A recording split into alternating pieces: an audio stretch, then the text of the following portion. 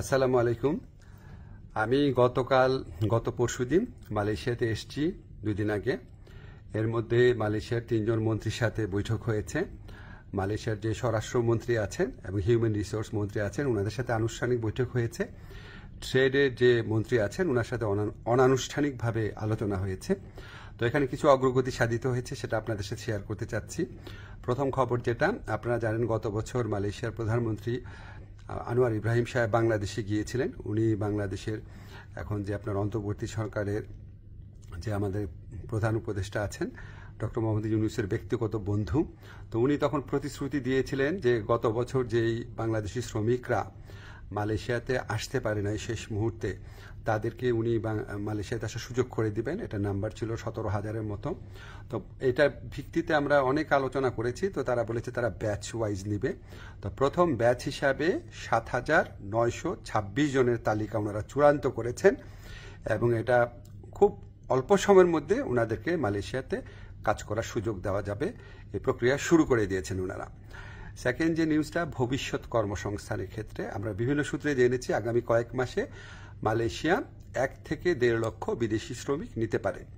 তো আমাদেরকে মালয়েশিয়ার যে ইন্টেরিয়র হিউম্যান রিসোর্স মিনিস্টার আছে উনি আশ্বস্ত করেছেন লোক দেওয়ার ক্ষেত্রে বাংলাদেশকে সর্বোচ্চ অগ্রাধিকার দেওয়া হবে।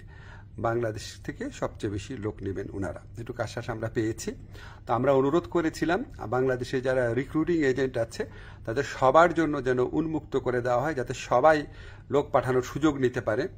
এটা আমরা অনেক ভালোভাবে বুঝিয়ে বলেছি। তো ওনারা বলেছেন ওনারা এটা ভালোভাবে বিবেচনা করে দেখবেন, আমাদেরকে অচিরেই ওনারা এই ব্যাপারে সিদ্ধান্ত জানাবেন।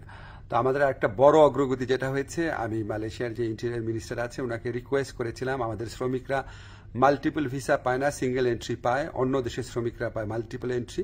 তো এটা নিয়ে বেশ কিছুক্ষণ কথা হয়েছে। উনি আমাদেরকে শুধু প্রতিশ্রুতি দেন নাই, ওনার সাথে যারা কর্মকর্তারা ছিল তাদেরকে এই ব্যাপারে দ্রুত পদক্ষেপ নেওয়ার জন্য নির্দেশ দিয়েছেন।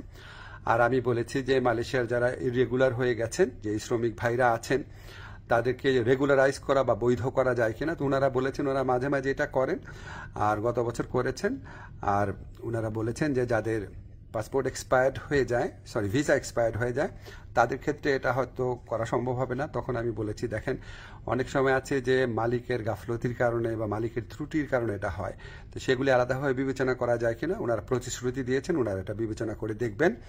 এছাড়া আমরা আরও কিছু বিষয় নিয়ে আলোচনা করেছি, যেমন আমরা বলেছি যে এখানে যে আপনার সিকিউরিটি গার্ড আছে বা কেয়ার গিভার আছে বা নার্স আছে, বাংলাদেশ থেকে নেওয়া যায় নাকি, স্কিল্ড ওয়ার্কফোর্স নেওয়া যায় নাকি।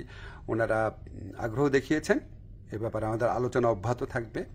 তো আমরা মোটামুটি আশাবাদী এবং আমরা মনে করি যে এই যে এতটা ফলপ্রসূ একটা আলোচনা হলো, সেটা আমাদের প্রধান উপদেষ্টার অবশ্যই উনার বন্ধুত্ব, উনার গাইডেন্স আছে, উনার যে বন্ধুত্ব আছে মালয়েশিয়ার প্রধানমন্ত্রীর সাথে, উনার যে গাইডেন্স আছে আমাদের প্রতি, আপনাদেরকে জানাচ্ছি ব্যক্তিগতভাবে উনি মালয়েশিয়ার শ্রম বাজার নিয়ে ব্যক্তিগতভাবে উনি আমাদেরকে নির্দেশনা দিচ্ছেন, বৈঠকে বসছেন, ওনার কথা মতোই আমরা কাজ করছি।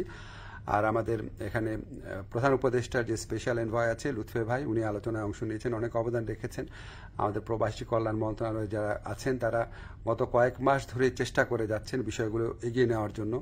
আপনাদের দোয়া ছিল, এই জন্য এতটুকু অগ্রগতি হয়েছে। আপনারা দোয়া করবেন আমরা যেন মালয়েশিয়া যারা শ্রমিক ভাই আছে বা যারা আসতে চান তাদের যেন সত্যিকারে কল্যাণকর কিছু করতে পারি। ধন্যবাদ আপনাদের সবাইকে।